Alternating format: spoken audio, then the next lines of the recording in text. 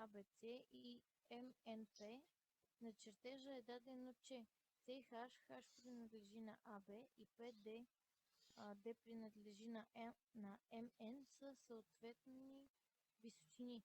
Ако CH е равен на PD и ъгъл HCB е равен на DPN, то триъгълник ABC е еднакъв на МНП, ако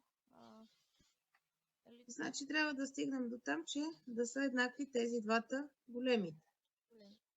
А какво е дадено? Че тази е равна на тази. Така. Триъгълниците са равностранни. О, не са разностранни. Разностранни. Разностранни. А от равенството на тези отсечки какво следва? Кои триъгълници можем да разгледаме? Тези мъничките. Да, тези мъничките. И тези мъничките са еднакви по кой признак? По четвърти.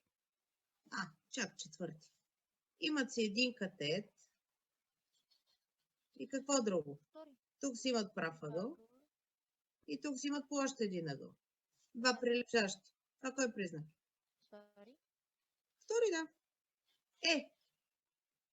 От еднаквостта следва, че са равни съответните им елементи. Кои са им съответни елементи? Ъглите. Да, тези страни така. Тези ъгли. МНП. Да. И ето тия странички, чакай, аз със зелено ще ги драсна, да. Ще са малки, да не. Така. Сега, да видим какво можем. Искаме големите обаче да са еднакви. Значи, или трябва още един елемент от... Значи, от тези триъгълници имаме две страни съответни, два ъгъла съответни. Това са ъглите B и N. Нали? Да. Така. Тази е равна на тази. И или трябва да намерим още един елемент, за да допълним я втори признак, я първи. Или имаме друг вариант да докажем, че ето тези триъгълници също са еднакви. Да.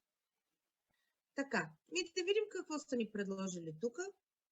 Прав ъгъл пак.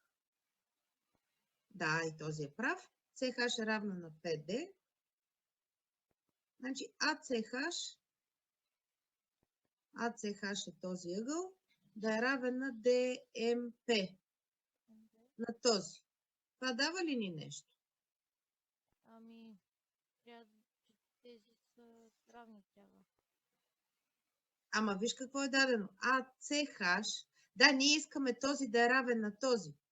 И това ще ни върши работа. Да, защото ще стане по... Да, защото ще имаме две страна и два ъгъла.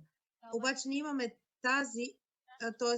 ъгълът при C да е равен на ъгъла при M. Това не ни върши работа, защото нямаме съответствие. Следващото. МНП. МНП е този ъгъл да е равен на CAB, на този. Това пък никакъв начин няма да ни свърши работа. Защото не са съответни. АЦ е равна на МП. Да, може. Тази да е равна на тази. Колко хубаво. Тогава какво ще имаме в големите? Не в големите, ми в АХЦ и МХД. По четвърти признак, че са равни? По където хипотенуза, точно така. Ще бъдат еднакви, а оттам ще използваме вече другите съответни елементи.